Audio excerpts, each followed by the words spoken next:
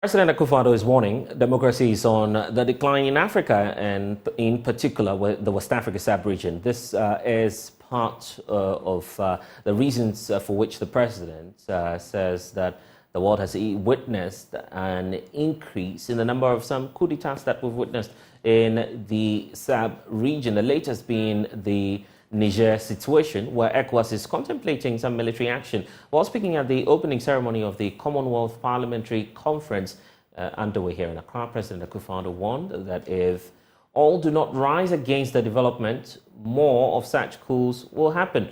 Parliamentary Affairs correspondent Kweku Asante was there in our report. There's been at least 4 military takeovers in the last few years in the West Africa sub-region. ECOWAS is currently studying a roadmap to militarily intervene in Niger to restore constitutional order. President Akufo-Addo is alarmed the trend is on the rise. Constitutional changes in government in parts of Africa, especially in West Africa, through a series of coups d'etats and military interventions in governance, which testify to democratic regression. It is in the interest of democratic growth that this development is reversed as soon as possible. And in order so to do, that we give maximum support to ECOWAS, the regional body of West Africa, and the African Union, Africa's continental organization, in their efforts to restore democratic institutions in the affected nations of Mali, Burkina Faso, Guinea, Niger, and Gabon. He's been assuring the international community that Ghana will not renege on its commitment to constitutional governance. The Commonwealth Parliamentary Association, indeed, the Commonwealth itself, should join ECOWAS and the African Union in demanding the immediate unconditional release from unjustifiable detention of the democratically elected President of the Republic of Niger, His Excellency Mohamed Bazoum. Democracy and the stability that generally accompanies democratic governance are essential for the future prosperity of the African continent. Ghana has remained steadfast in her commitment to upholding the values outlined in the Commonwealth Charter. The Speaker of Parliament, Bagbin, however, believes democratically elected governments sometimes contribute to their own removal. This year, we celebrate 30 years of stable parliamentary democracy. Ours is a stable democracy in a sub-region that has in recent times developed a notoriety for reversing and backsliding on its democratic journey. Parliaments in the sub-region and in Africa in particular must try to understand the reasons for the loss of trust and confidence in the leadership of democratic processes and institutions that has characterized the recent spate of disruptions of constitutional order and constitutionalism in the continent. But it's important for us to note that these disruptions are always started by the civilian regimes themselves. They are those who go against the dictates of their own constitution and the mandate of the people and invite others to take over. We should be able to pick the signals, should there be any, and to steer our democracies away from such incidents in future. In related matters, meanwhile, President Akufo-Addo has been reiterating his demand for a reform of international institutions and demand for reparation for slave trade. The reform of the institutions of global governance, particularly the United Nations and its Security Council, to make them more representative and reflective of contemporary realities. And secondly, the agreement of the European nations who sponsored the barbaric and inhuman transatlantic slave trade to the payment of compensation and reparations to the descendants of the victims of this horrific experience, especially as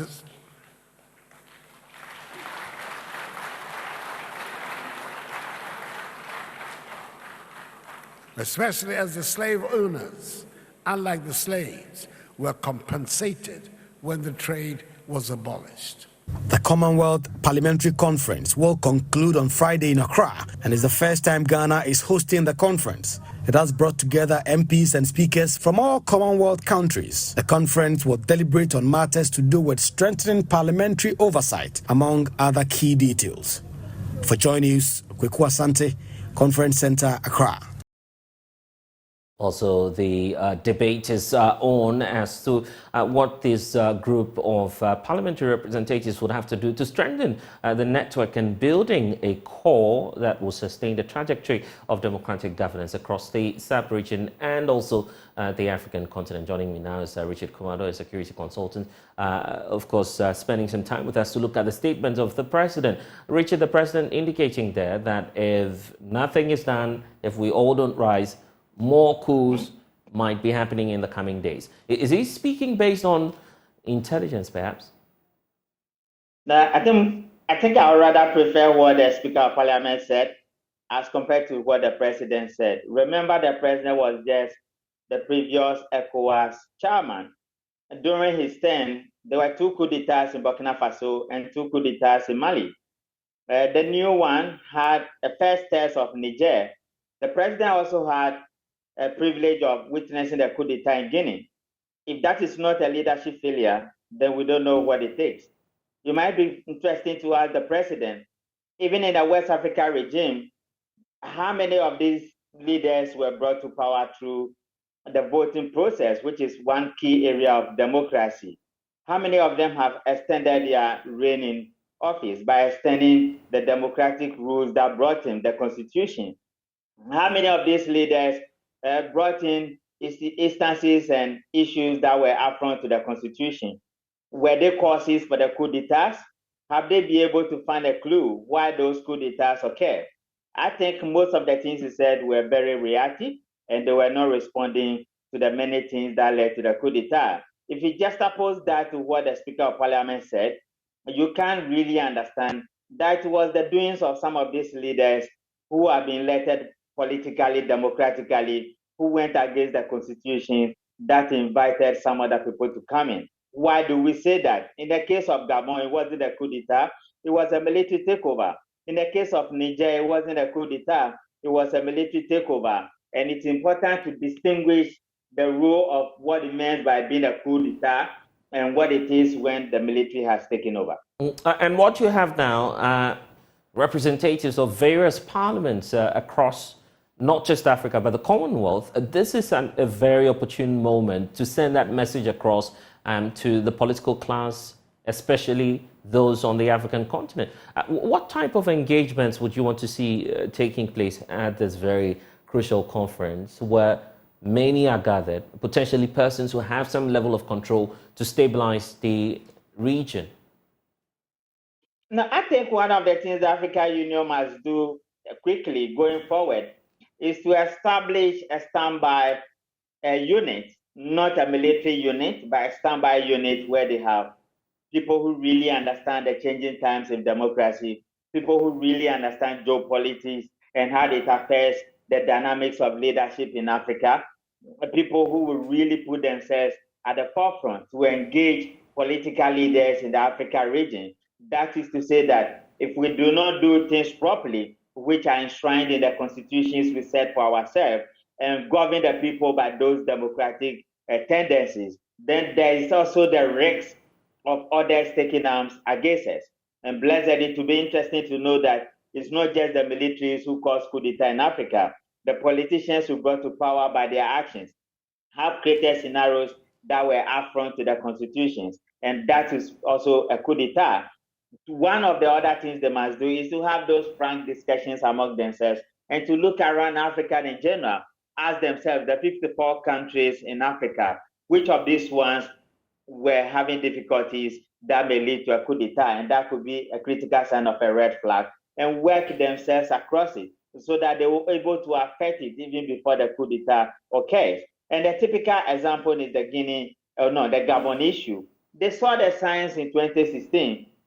They never did anything about it. And they saw the signs when they were going for the elections. that this is a red flag that may create problems. And yet, when observers across Africa and Europe were banned from attending the democratic process of voting the next president, they never raised the red flag until the military was asked to take over. I think they will need to have frank leadership discussions among themselves and beginning to identify what are the challenges on the African continent, particularly those ones that may lead to a coup d'etat. And once they are able to resolve them beforehand, then we will say that these are leaders who are well prepared to take Africa to the next level. Other than that, they have a long way to go. In a nutshell, you agree with the president indicating that democracy is on the decline? Yeah, to some extent, but to every cause there's a root cause, to every cause there's an effect. He came into politics, elected as a president, democratically, voted for. We have issues of 12 people being shot in Techima South. He never commented on it. You have another election next year. You don't think you are wetting the grounds where people could take the law into their own hands. And these are all pillars of democracy. Where we borrow this democracy from, this issue would have been investigated and people would have been asked to step down or pay for the crimes they have committed. He has a duty and a responsibility to lead. And I don't think he's leading in the right direction when it comes to democratic principles in some other areas in our governance systems in Africa. And so to hear him speak in that manner, I think people might have issues with levels of the things he said, and it would be better to benchmark rather what the Speaker of Parliament said, since this is a parliamentary conference based on Commonwealth principles in Accra. And so let's go to parliamentary side and leave the governance for which our president is a key person in Africa. Grateful. Richard Kumado, security consultant, joining us Thank you. Here on The Pulse.